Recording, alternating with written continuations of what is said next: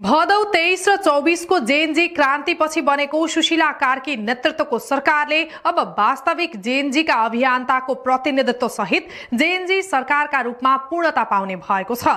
JNG आन्दोलनपछि सरकार बने पनि जेएनजीको प्रतिनिधित्व नभएको भन्दै आलोचना भइरहेका बेला प्रधानमन्त्री कार्कीले जेएनजी प्रतिनिधिहरूलाई समेटेर मन्त्रीपरिषद विस्तार गर्ने अन्तिम तयारी अघि बढाएकी छिन्। प्रधानमन्त्री कार्यालय स्रोतका अनुसार सोमबार सम्म शपथ गर्ने गरी 4 जना नयाँ मन्त्री नियुक्त हुन लागेका हुन्।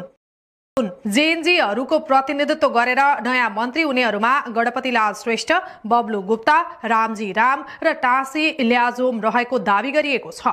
स्रोतका अनुसार श्रेष्ठलाई संस्कृति, पर्यटन तथा नागरिक उड्डयन, गुप्तालाई युवा तथा खेलकुद मन्त्रालय, रामलाई स्वास्थ्य तथा जनसङ्ख्या मन्त्रालय र टाँसीलाई महिला, बालबालिका तथा ज्येष्ठ नागरिक मन्त्रालयको जिम्मेवारी दिने तयारी गरिएको छ। चाहेका मन्त्रीका नाममा रहेका श्रेष्ठ देशका सम्पदाहरू जोगाउनु पर्ने तर्क अघि राख्दै हिँडेका अभियन्ता हुन्।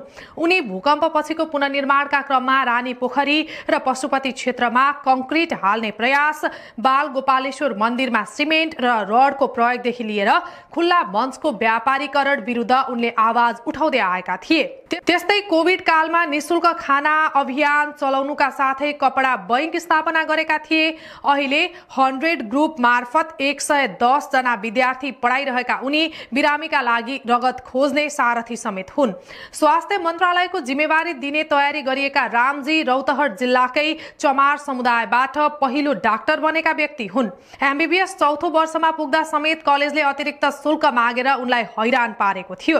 हैरानी र शास्ति खेप्दै डाक्टर बनेका रामलाई स्वास्थ्य मन्त्रालयको जिम्मेवारी दिन लागि हो। टाँसी भने जलवायु परिवर्तनको मुद्दामा पैरवी गर्ने गर्छिन्। त्यस्तै दिल्ली विश्वविद्यालयको हिन्दू कलेजबाट स्नातक तह अध्ययन गरेकी छन्। त्यस्तै जेएनजी आन्दोलनमा भाग लिएका अन्य युवाहरूलाई पनि समेट्ने तयारीमा प्रधानमन्त्री रहेकी छिन्। बिहिबार मात्रै जेएनजी आन्दोलनको 1 महिना पूरा भएको अवसरमा सन्देश जारी गर्दै प्रधानमन्त्रीले जेएनजी क्रान्तिलाई सबैले स्वीकार्नुपर्ने, दलहरूलाई सुध्रिन, जेएनजीका मागहरू सम्बोधन गर्न र उनीहरूको अर्थपूर्ण सहभागिता गराउन नयाँ संयन्त्र निर्माण गर्ने घोषणा गरेकी छन्। बिहिबार मात्रै जेएनजी सहित परिवारले सरकार समक्ष 3 वटा मन्त्रालयको माग गरेका थिए। बिहिबार काठमाडौँमा जेएनजी आन्दोलन शहीद परिवार संघर्ष समितिले पत्रकार सम्मेलन गरी शहीदको रगतबाट बनेको सरकारले आफूहरूलाई नै बेवास्ता गरेकाले खबरदारीका लागि भए पनि आफूहरूको उपस्थिति क्याबिनेटमा जरुरी भएको बताएका थिए। जेएनजी शहीद परिवार संघर्ष समितिले सरकार समक्ष श्रम तथा रोजगार मन्त्रालयका लागि शहीद विजय चौधरीका दाजु दीपक चौधरी, खानेपानी मन्त्रालयमा शहीद ईश्वत अधिकारीका आफन्त भोज विक्रम थापा र युवा तथा खेलकुद मन्त्रालयका लागि शहीद योगेन्द्र नेउपानेको मामा कमल सुवेदीको नाम सिफारिस गरेको छ। 7 दिन भित्रमा सरकारले माग सम्बोधन नगरेमा सशक्त आन्दोलनमा उत्रने चेतावनी समेत दिएको अवस्थामा प्रधानमन्त्रीले मन्त्रीपरिषदमा जेएनजीका प्रतिनिधि समेट्ने तयारी गरेकी हुन्। तर शहीद परिवारले सिफारिस गरेको नाम भने सुशीलाले मन्त्री बनाउने भनिएको सूचीमा रहेका छैनन्। गत 23 र 24 भदौमा भएको आन्दोलनपछि बनेको अन्तरिम सरकारको प्रधानमन्त्रीका रूपमा सुशीला कार्की छिन्। उनी 27 भदौमा प्रधानमन्त्रीमा नियुक्त भएकी थिइन्। त्यसपछि उनले 2 पटक मन्त्रीपरिषद विस्तार गरिसकेकी छन्।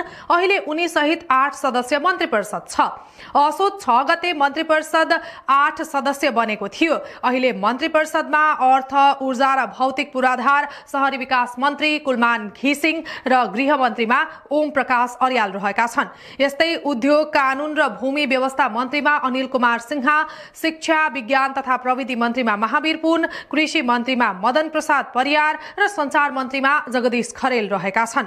सुशीलाले 11 सदस्यसम्म मन्त्रीपरिषद बनाउने बताउँदै आएकी छन्। अब 4 मन्त्री थप भए मन्त्रीपरिषद 12 सदस्य बन्नेछ। अहिले पनि प्रधानमन्त्रीको काँधमा 9 मन्त्रालयको जिम्मेवारी रहेको छ।